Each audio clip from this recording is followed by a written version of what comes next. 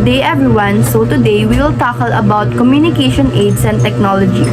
It discusses about the role of technology and communication, the evolution of human communication, the relational technology and identity construction, media and technology generations, online communication, online content creation and identity, mediated communication and its impact on personal relationships, competence and challenges in mediated communication, social media etiquette, and multimodal advocacy.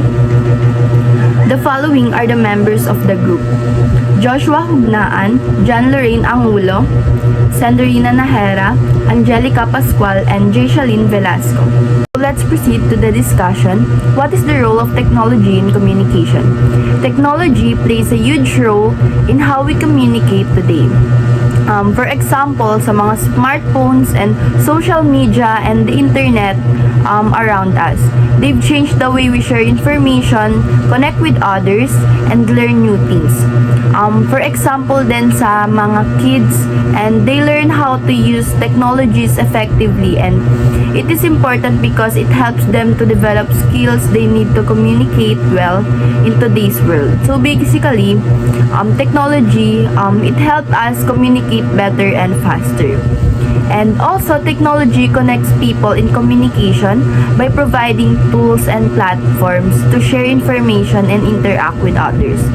For example, social media platforms like Facebook, Instagram, and messaging apps like Messenger, it allows us to send messages, share photos and videos, and have the real-time conversation with people all over the world. These technologies make it easier and faster to connect with others regardless of distance, and they help us in touch with friends, family, and colleagues or classmates more efficiently. So technology acts as a bridge that brings people together, making communication quicker and more convenient.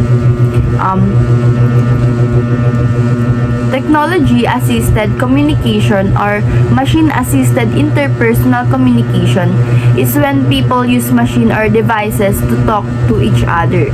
Like yung mga gadgets, mga smartphones, iOS, Androids, laptop, PC, yun. Yun yung mga ginagamit nating machine or devices para makipag-communicate with other. And this could be through texting, calling, emailing, or using social media. It's like a mix of talking to someone in person and sending a message to a lot of people at once, like on social media. So instead of talking in face-to-face, you're using, or we are using technology to communicate with others. Understanding the history of communication is like looking at a family tree. By knowing where we come from, we can better understand where we are today. Imagine our early ancestors way back then, before spoken language even existed. They must have had some way to communicate without words, like gestures, facial expression, or even sounds. So when we learn about the history of communication, we are basically looking back at how humans learn to connect with each other over time. It helps us appreciate the tools we use today, like phones, computers, because we can see how far we've come from those days, grants and gestures. And here is the 7 milestone in the evolution of human communication. And una na dyan is yung language. It is the foundation of human communication, and yung language, it allows us to convey thoughts, emotions, and ideas verbally or in written form. For example, yung mga conversations natin and yung paggawa ng mga handwritten letters and essays and speeches, ito yung isa sa mga important part ng communication. And second is writing. Writing extends language beyond immediate interactions, enabling preservation and dissemination of information across time and space. For example, sa mga books, newspapers, journals, emails, and text messages. And using that writing is mas nakakapag-transmit tayo ng mga messages natin and nakakapag-connect tayo with other people through their writing. And next one is printing. With the invention of printing press, information became more accessible to the masses, revolutionizing education, politics, and culture. For example na dyan is yung mga books, newspapers, pamphlets, or poster. Sa pamamagitan ng printing, and yung pagkakaiba ng printing and writing, ito naman sa printing, ito yung mga nakikita natin like kapag bumibili tayo ng newspaper, mas nakakapagkalap tayo ng information across the country. And yung mga books, and mas nalalaman natin and mas nakakapag-connect tayo ng mga messages, mga news, yung mga about sa mga news, like sa newspaper, and mas nakakakalap tayo ng information kung anong nangyayari sa iba't ibang lugar or mga situation na hindi natin alam. And mas naging advanced na siya for us. And the fourth is the telegraphy and telephony. These technologies allowed for near instantaneous communication over long distances, shrinking the world and accelerating global connectivity. Dito naman, ito yung sa parang sa mga ancestor pa lang natin, yung telegraphy, nung pagkaka-search ko, ano siya, parang siyang nagtatransmit din ng ito yung parang yung dati para din siyang telephone pero may ibang tao na magtatransmit ng message mo para matransmit yung message mo dun sa receiver or sa pagsasendan mo, ganun. And for example, nito yung telegraph, telephone, fax machine. Pero ngayon, meron pa tayong telephone na makikita natin sa mga tindahan. Ito yung dati kapag wala pa tayong gadgets and parang yung hinuhulugan na barya tapos pwede na tayong tumawag. Like, makakapag-transmit tayo ng message with other people, long distance man yan. Pero minsan, nawawalan siya ng signal. So importante din siya dati, pero ngayon, mas advanced na yung technology natin kasi may mga gadgets na. And pang-5 is yung photography. Photography introduced a visual element to communication, enabling the capture and sharing of moments and events in unprecedented details, like photographs, photo albums, and slideshows. Sa pamamagitan ng photography, and mas nasa-share natin yung emotions natin with other people, and nakakapagdala din tayo ng mga real-time day na kung nasaan tayo, like sa pamamagitan ng mga photography. And yung mga events din, ganyan. And pang-6 is radio and television. Broadcasting medium like radio and television brought audio-visual communication into homes, shaping public opinion and culture. For example, nandiyan yung mga radio broadcast, television programs, and news bulletins. And yun nga, sa television program, dito mas nalalaman natin yung mga news or mga nangyayari sa government, ganyan. Nakakapag-connect tayo with other people and yung mga nasasakupan din natin socially. And lastly is yung computer and internet. The computer and internet have transformed communication, facilitating instant global connectivity, information sharing, and collaboration. For example is yung social media, like katulad ng Facebook and Instagram, and mas napapadali na yung pag-communicate natin across borders, and yung mga long distance relatives or loved ones na kailangan nating makapag-transmit ng message through that social media platforms. As human civilization has progressed, so too has our ability to communicate. From the earliest form of speech and gestures to advent of writing, the printing press, telephones, and internet. Each milestone in communication technology has transformed the way we interact with one another. What's fascinating is that with the introduction of each new communication tool, rather than rendering previous methods, introduction of each new communication tool obsolete, it has expanded the landscape of human interaction. Take for instance the internet. Despite its revolutionary impact on how we connect and share information, it has not replaced face-to-face conversation or the written word. Instead, it has complemented and enhanced this traditional form of communication. And furthermore, each leap forward in communication technology has built upon the progress of its predecessors. The internet would not exist without the groundwork laid by the telephone and computer technologies that came before it. This continuous evolution has not only increased our ability to convey and record information, but has also played a huge role in shaping the culture and society we inhabit today. Lastly is the meaning of relational technology. Relational technology is any technology we use to build and keep our personal connection with others. Think of a cell phone, iPads, or even social media apps. They are all examples, and when we use these devices, we're not just sending messages or listening to music, but we are also maintaining our relationship with friends, family, and others. So these gadgets are not just tools, they are key parts of how we stay close to the people we care about. And now let's proceed to the media and technology generation.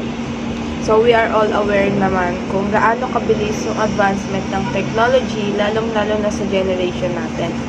It's like we live in technology world na nga because almost everything we see ay made of technology.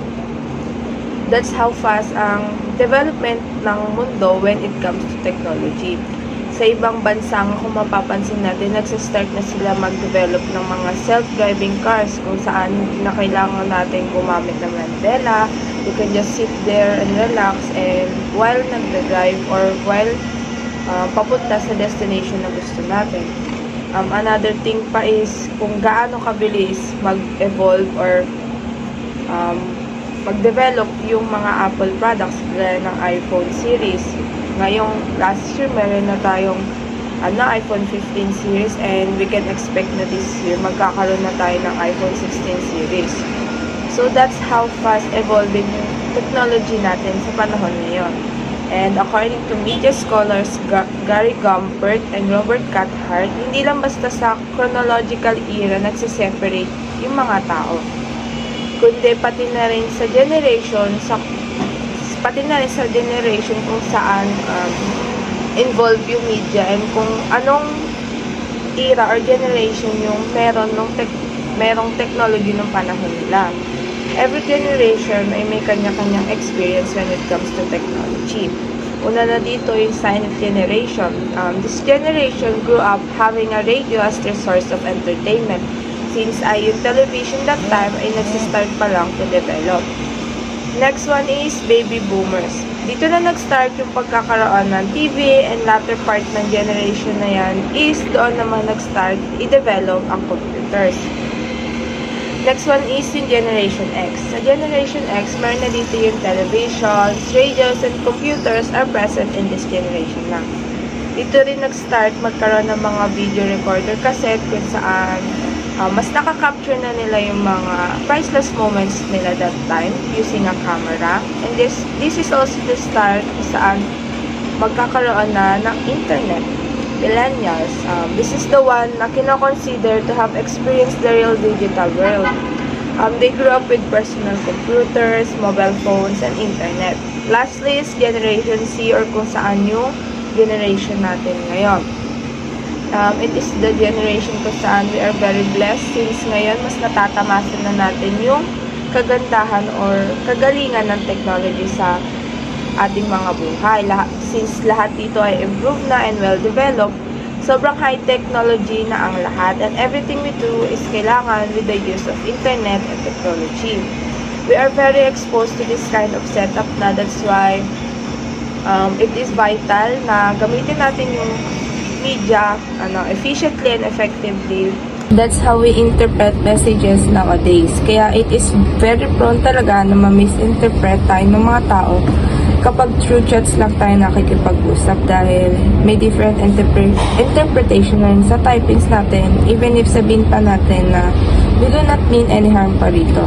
And according to Duck and McMahon, there are several factors that influence how communicators construct their identities online.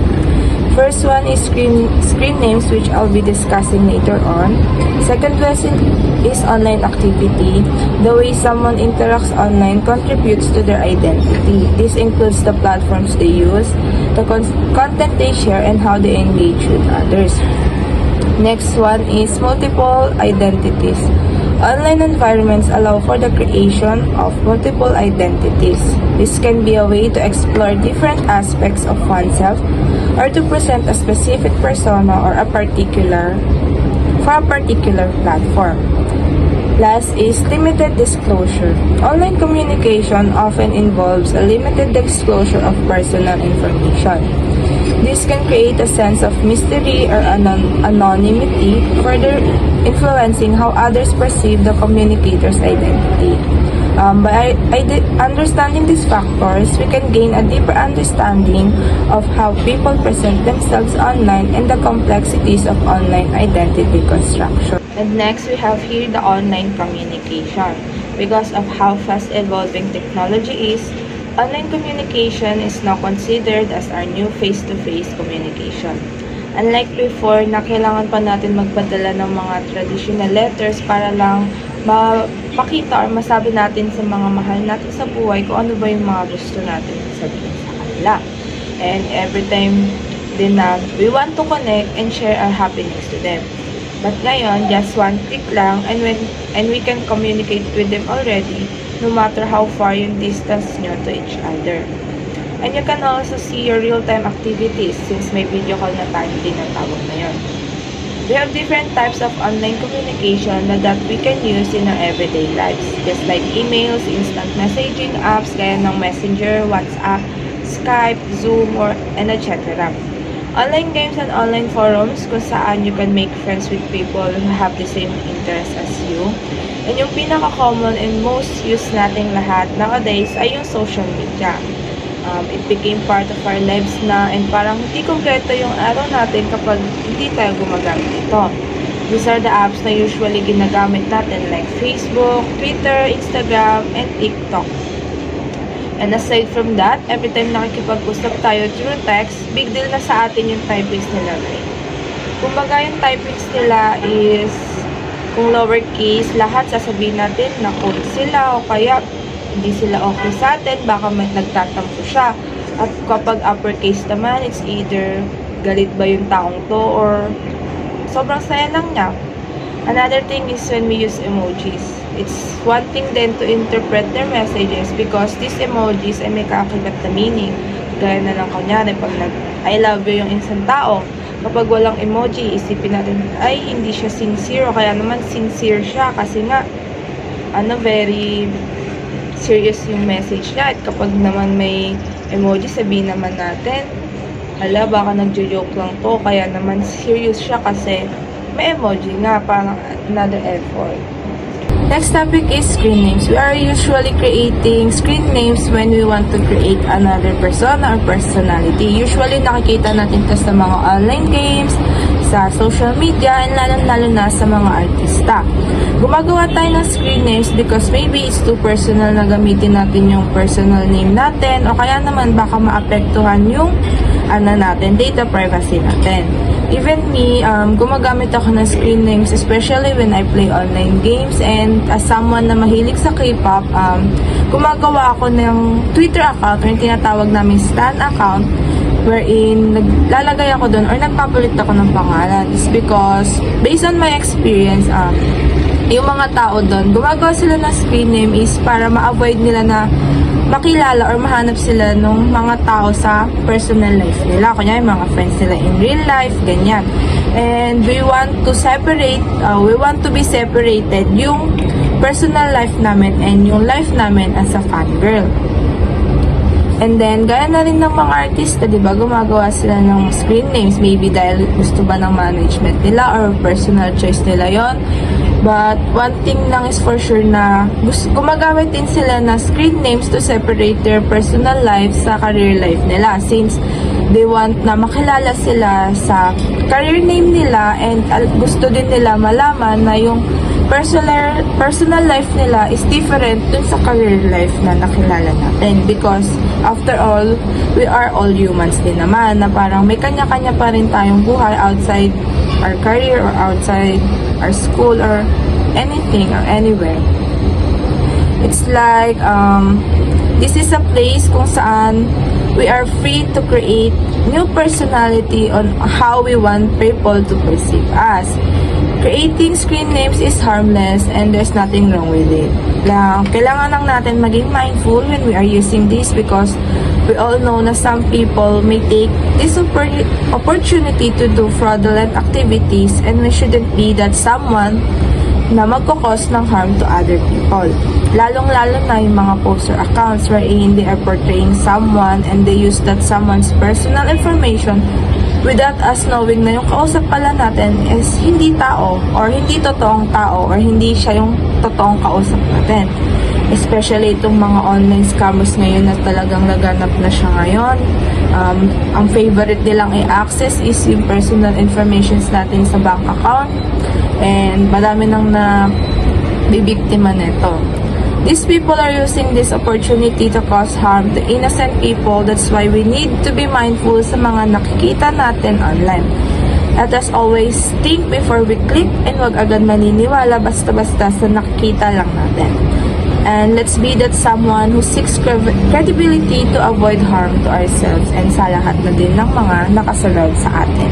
And the last topic that I'll be discussing today is the email address. Email address is very important to everyone's lives nowadays. It acts like our digital mailbox address, wherein it allows people to send us messages through the internet. It can be used in our personal and professional lives. Sa personal lives natin, we can create several accounts, pwedeng for our main account kung saan doon natin makikita yung mga important messages. Pwede rin namang backup account kung saan it serves as our backup lang para in case of unforeseen activities, mayroon tayong magagamit. We all know na every time na gumagawa tayo ng email address, meron siyang format, diba? And yung pinaka-main key niya is yung at, yung A na ganon. And we usually start sa name natin to be followed by that at symbol, and followed by kung ano man yung provider na gagamitin natin. Pwedeng Gmail, Yahoo, or minsan naman kapag sa school, ginagamit natin yung Edu. Kaya naman pag sa mga government agency, meron din sila yung GOV or yung Gov. And after that, it ends with .com. Kumbaga, ang magiging format niya, kung personal ko yung gagamitin, kunyari, Angelica Pascual at gmail.com. O kaya naman kapag yung educational naman, gagamitin ko yung institutional email ko, lalagay ko muna yung student number ko at edu.ph.com. Ganon naman. And sa mga government agencies, mapapansin natin yung mga link nila is nakalagay is Go. Anon. And because of that, it became an essential to everyone's life na parang everyone should have an email address na, because everywhere we go, we can encounter nakakailanganin natin ng email address. Even sa mga government agencies like SSS, Pag-ibig, PhilHealth, we need to create an account para ma-access natin yung informations natin doon. And the first thing we need to do para magkaroon ng account is to have an email address. And tuwing magpapasa tayo ng resume, di ba, pinoprovide natin dun yung yung email address para malaman natin kung pasado ba tayo doon sa application natin. And sa mga social media accounts, alam natin na hindi tayo makakagawa ng social media accounts if hindi muna tayo gumawa ng email address beforehand. And as a student, we have given a designated institutional email wherein we can use to access our student information. And come to think of it is very impossible sa generation na natin wherein technology has become an essential part of every individual's life na hindi magkaroon ng email address, because it is the first step to every thing, like ito yung kailangan mo nating gawin para makaproceed sa next step. It's like we are connected because of email address, and it's the commonality of everyone in this world. Online content creation and identity. So, online content creation can be fascinating journey where individuals get to express themselves and express their expertise and connect with like-minded people across the globe. So, one crucial aspect of this process is the formation of one's online identity. So, your online identity is essentially the image or persona you represent to the digital world. So, it encompasses various elements including your interests, values, expertise, and how you interact with others. So, your online identity is a reflection of who you are and what you stand for. By being authentic, consistent, and engaging, you can shape a strong and meaningful presence that resonate with your audience and foster genuine connection. So, like for example, is this content creation, people use this kung saan sila komportable and to express themselves through this content creation. Next is personal web pages and blogs. So, personal web pages are typically static websites designed to showcase individual interests, achievements, portfolio, or resume. So, they serve as an online presence for individuals to share information about themselves with others. So, next is blogs. Blogs is for short web blogs, are dynamic websites that focus on regular update contents, usually in the form of articles, posts, or entries. The primary purpose of a blog is to share opinions, experiences, expertise, or information on specific topics with the audience. So, while both personal web pages and blogs are forms of online expression, personal web pages tend to be more static and focus on presenting information about individual. While blogs naman are dynamic platforms for regularly sharing content on specific topics with audience. So, next is social networking sites. So, these are online platforms that allows users to create profiles, connect with others, and share content, interests, and activities. These sites facilitate communication and interaction among individuals or groups with shared interests, goals, or backgrounds. So, example nito is yung mga Facebook. Syempre, this will communicate you to others and your friends. So, last is mediated communication and its impact on personal relationships. So, this communication that occurs through technological channels such as email, social media, text messaging, video calls, and other forms of digital communication. So, while this technology offers convenience and efficiency in staying connected with others, they can also have a positive and negative impacts on personal relationships. So, here's a positive impact. So, first is we increase the connectivity. So, mediated communication enables individuals to stay connected with friends, families, and loved ones regardless of distances, and it allows people to maintain a relationship with individuals who may not have regular face-to-face contact with. So, next is convenience and accessibility. Mediated communication offers convenience and accessibility, allowing individuals to communicate at any time and from anywhere with just an internet connection. So, next is will expand social network. These social networking sites and online communities enable individuals to connect with a broader range of people who share similar interests or backgrounds. So, lastly is enhanced communication tools. So, mediated communication platforms often offer features such as video calls, instant messaging, and multimedia sharing. So, lastly is the negative impact. So, the first is misinterpretation and miscommunication. So, mediated communication lacks of nonverbal cues such as facial expression, tone of voice, and body language, making it prone to misinterpretation and miscommunication. So, next in negative impact is reduced emotional connection. Mediated communication may lack the depth of emotional connection that can be experienced through face-to-face interaction. So, last is privacy and security concerns. So, mediated communication platforms may raise concerns about privacy and security, especially when sensitive or personal information is shared online. So, issues such as data breaches, hacking, and online harassment. So, overall, while mediated communication offers numerous in facilitating interpersonal connections and maintaining relationships, it is essential to be mindful of its potential limitation and drawbacks. Balancing mediated communication with face-to-face interaction and practicing effective communication skills can help mitigate negative impacts and foster healthy, meaningful relationships in the digital age. Cell phones and personal relationships. So here's my example for number 1. It's true that sharing or withholding cell phone numbers can signal the boundaries and closeness desired in a relationship. It's a modern way of signaling intimacy or distance. Understanding the context of each relationship is key in interpreting the significance of sharing or withholding such information. So let's proceed to number 2, which is connection and availability. So my explanation here is the constant availability afforded by cell phones enables perpetual contact, transcending geographical barriers and fostering a unique symbolic connection. This connectivity, while confronting and secure in relationships, can also pose challenges by potentially dismissing individual autonomy and independence, crucial elements alongside connection in fostering healthy relationship, striking a balance between connectivity and autonomy is essential for maintaining relationship dynamics. So last is shared experience. So my explanation here is shared experience through cell phone extend beyond mere communication. Engaging in activities like texting creates a shared technological experience, particularly notable among certain groups that attribute significance to specific technologies.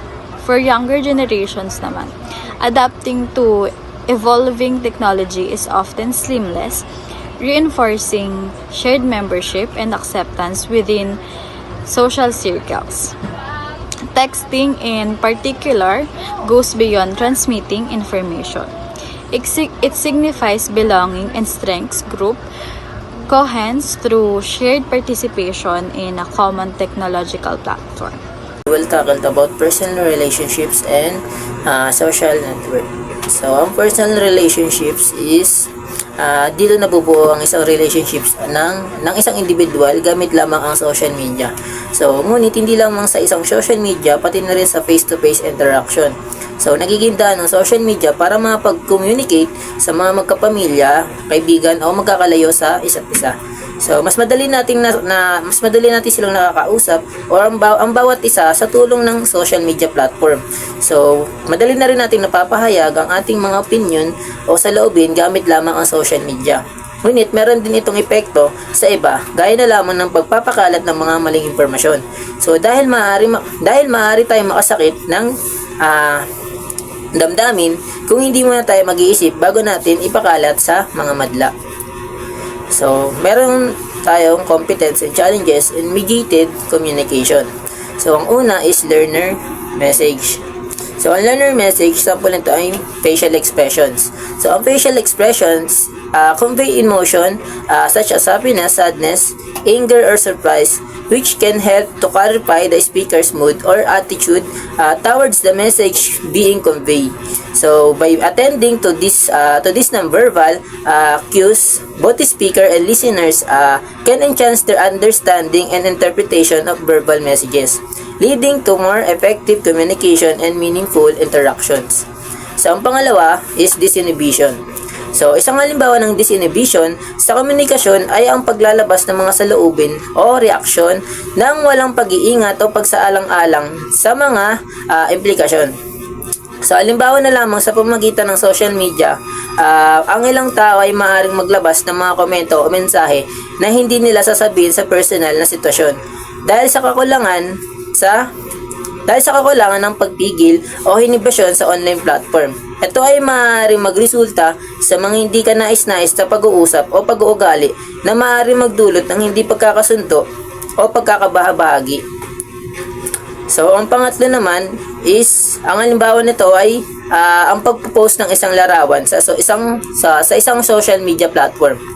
So, kahit na maaaring tanggalin ng gumawa ang larawan sa kanyang profile, pagkatapos nitong i-post, maaaring may ibang mga tao ang nakapag-save o nakapag-screenshot ng larawan na yon. So, bilang resulta, kahit naburahin ng may-ari, maaaring manatiling na sa internet at maaring mahanap o umuling ikalat ng iba sa mga madla. So, ang permanence daw, ito ay nagbibigay din ng halagaan ng pag-iingat at pagtutok sa mga impormasyon at nilalaman ng ibinabahagi through online. So, tungo naman tayo sa social media etiquette. So, ang social media etiquette daw, ito ay mga pamamaraan ng tamang pakikisalamuha o pakisamulo at pag-uugali sa mga online na platform tulad na lamang ng Facebook, Twitter, Instagram, etc. So, ito ay naglalayong magbigay ng gabay sa mga tao kung paano sila dapat magpakita ng respeto o paggalang at pagiging responsable sa kanilang mga pakikitungo at pakikisalamuha through online sa komunidad. So, ilan sa mga halimbawa ng social media etiquette ay ang pagiging sensitibo sa iba't ibang pananaw at pag-iwas sa hindi wastong paggamit ng wika o pagpapahayag ng mga opinyon. So, sa pamamagitan ng pagiging maalam at paingat sa mga kilos sa social media, ang mga tao ay maaaring maging bahagi ng isang positibong at produktibong sa komunidad. So, next is multimodal advocacy. So, sa multimodal collaborative, makakatulong ang collaborating with other organization or community leaders to amplify advocacy efforts and reach new audiences. So, sa partnership, can leverage each other's strengths and resources to achieve common goals more effectively. So, by employing a variety of communication, channel of strategies, multimodal advocacies seeks to engage diverse audiences, build momentum, and drive meaningful change on social, political, and environmental issues. So, meron tayong tinatawag naman na developing your message. So, ilang laman sa mga ito ay ang una ay know your audience. Sa know your audience, you need to understand who you're speaking to their interests, preferences, and needs to resonate with them and address their concerns. So, sumunod is know your political environment, moments, or controversies, issues, fear, etc. So, sa pangalawa, by incorporating an understanding of controversies, issues, and fears into your message development process, you can create messages that resonate with your audience, address their concerns, and contribute to constructive dialogue within the political landscape. The pangatlo is keep your message simple and brief. So dito daw, you can use simple language and avoid jargon or unnecessary complexity. Get straight to the point and convey your message directly. So, sa pang-apat naman, use real-life stories and quotes. So, dito, you can craft your message into a compelling narrative that captivates your audience and evoke emotions. Stories are memorable and can help make your message more relatable and impactful. So, sunod is, use precise, powerful language and active verbs. So, dito, speak with sincerity and authenticity and let your fashion of your message shine through. Authenticity builds trust and credibility with your audience.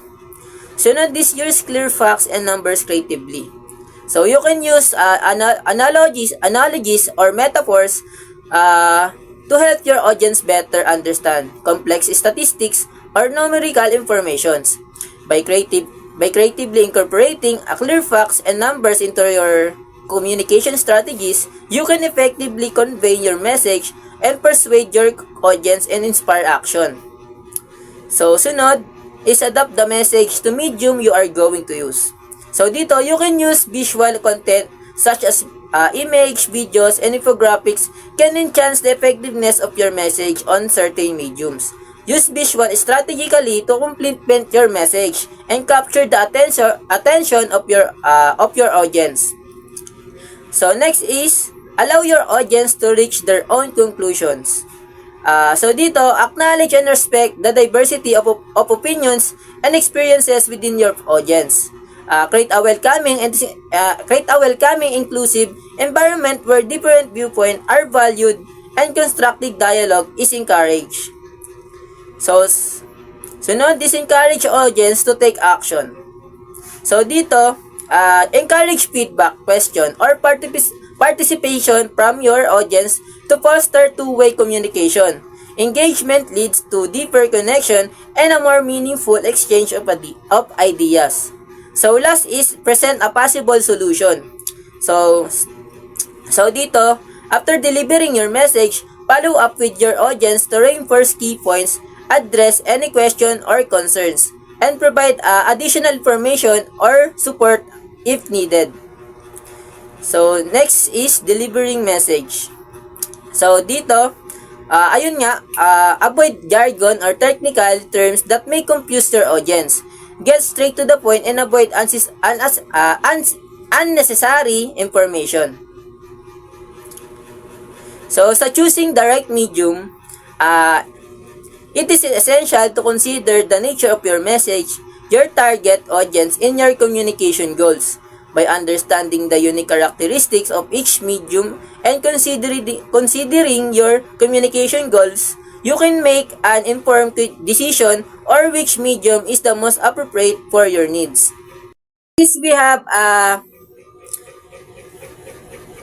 Next is we have traditional mediums for advocacy. So first is we have press release. Press release is a formal and structured document designed to communicate news or information to the media in a clear and compelling manner, with the goal of securing media coverage and generating public interest in the subject matter. Next is we have radio and television. Both radio and television is important roles in mass communication, providing news, entertainment, information to audiences around the world, while radio offers a more intimate and portable experience through audio only, while television provides a more immersive and visually engaging experience through its combination of audio and video.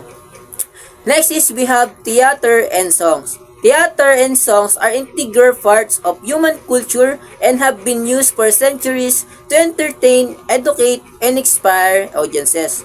So while theater, it is provide a live and immersive experience that engage multiple senses, while songs offer a more intimate and accessible form of expression that can be enjoyed anytime, anywhere.